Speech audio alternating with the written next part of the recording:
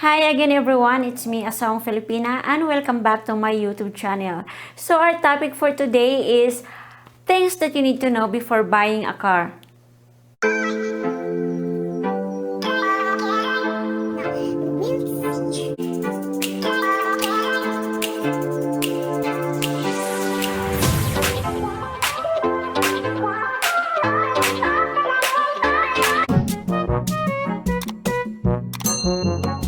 Well, before we proceed, of course, you can subscribe, like, hit the notification bell so that you are updated of our next upload. And then I also uploaded my driving videos. If you like to watch that, you can also look for my playlist, video playlist, and then you can find them all about driving.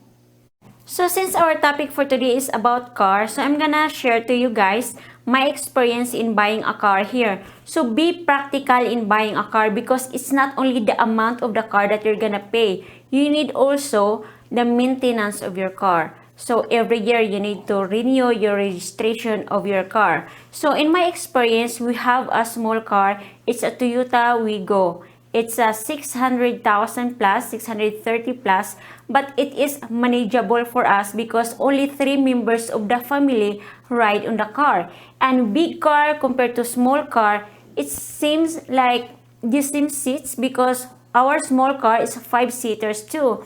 But you have to be considered also if you want, if you live, for example, in the mountain or in the city or in a big city like Cebu City. So for me, the good thing for me is I live here in Negros Occidental.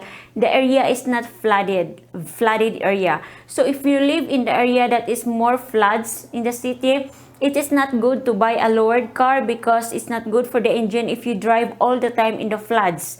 So for me, I have a lowered car. It's a small car but it's very affordable. I'm gonna tell you my expenses in my car. So first is, of course, you have to be considered that you can sustain your car, you can afford your car. It's an affordable car. Let's talk first about cash. So in buying a car, it's about 630,000. That's 2018 model, but this year is about 700,000 na. It's an automatic car. Buying here a manual car is cheaper than automatic car. So, and then after that, you have to go maintenance every, for example, 1,000 kilometers or 8 months or 5 months here in the Philippines. So you go that every time. So I spend for that maintenance about 7,000. 7,000 in every year. You have to spend 3,000 registration. So 7,000 plus 3,000 registration is about 7, 8, 9, 10,000. So of course, not just that, 10,000 you have to pay your insurance. So new car is you have to pay 15,000 plus for that car. Let's say, for example, let's put it this way, 6,000. No, not 6,000 but 16,000 pesos. So 16,000 pesos plus the maintenance for 10,000 is about 26,000 a year. So you have to pay that every year, but then the insurance will lower it also every year. For example, we started for us for 16,000 and then become 13,000 and then within 3 years 12,000, then it can lower every year. So that's the thing that you have to consider in buying a car. If you have a small family, then you don't need to buy a big car. So just be practical. So let's talk about credit car. Like you are going to loan your car. For example, the car is worth like 600,000.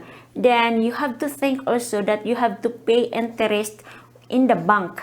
So let's say 600,000, then the interest is about 300,000, 6, 7, 8, or your car worth 900,000. So I'm gonna tell you the reminders for this. Before you credit a car or loan a car, be sure that you know also how much the interest in the bank. Because sometimes you buy a car, then that's it. You think the amount of the car is that's the amount you're gonna pay for the whole years that you're gonna willing to pay for that car. Because usually cars is about 5 years to pay. So then you have to pay down payment, big amount of down payment so that your monthly payment is less. than paying a less amount into minimum amount, then you pay more and you get more, you pay more interest for that, and that makes your car so expensive. But then it is still affordable than buying a big car, because big car, if you have a big family, then it's okay. If you have a business, then it's also okay to have a big car. Then be sure that you can sustain that every year, because for me, I have to have in a year about, let's say, 26,000 or 30,000, because of course you need to do some things also for the car, for example for the tires, and the tires for the small car is also very affordable. It's about 1,700 each tire. So that's the thing that you have to consider. You don't have to focus on the car itself, the price of the car itself, but you have to think also the maintenance of the car, because sometimes you forget about that. But if you have the car, be sure that to maintain your car every year, because there are a lot of Filipinos here in the Philippines, when they have the car, then they forget about maintenance because they think it's expect. I choked my saliva. So there's a lot of Filipino people here in the Philippines. When you have a car, then they don't really care about the maintenance. They always budgetize about the maintenance, knowing, imagine you can afford for a big car, so you can afford also to do the maintenance, because then you can sustain your car more longer than don't do the maintenance, because the maintenance is only, let's say for example, for the whole year, you can have the maintenance about 20,000. Instead of buying a new car for about 500,000, if you don't maintain your car, then within a years, then you got a lot of problems with your car. The engine will be damaged, or else something happened with the car, and also for your safety. That's why the reason that you have to maintain your car, also for your safety. So that's the thing that you have to consider in buying a car. So I hope you enjoyed this vlog, and see you next. I have to add one thing about my car maintenance, because for now, as we go far with our cars, it's just about 3 years for us. Then we get a car, that we have a car, because before our first transportation is motorbike. So what you can afford, then you go for it. So motorbike, then step by step, at least you don't loan or you don't credit. It's good to be cash for everything here. Don't be jump into conclusion that you have the money and you spend all your money for that luxury. So step by step. So after that, we have this car, and then yeah, I just do it once a year for my maintenance. So I maintain my car once a year. At first year, second year, third. So I do the process for every 8 months or 5 months, or after 10,000. No, it's not 1,000, because I mentioned 1,000 kilometers. It's about 10,000 kilometers. 10,000 kilometers, then you maintain, or else 8 months or 5 months. But for me, I do once a year. So once a year, I spend about that kind of amount, 26,000 in a small car. So 26,000 here in the Philippines is quite big. How much more when you have a big car?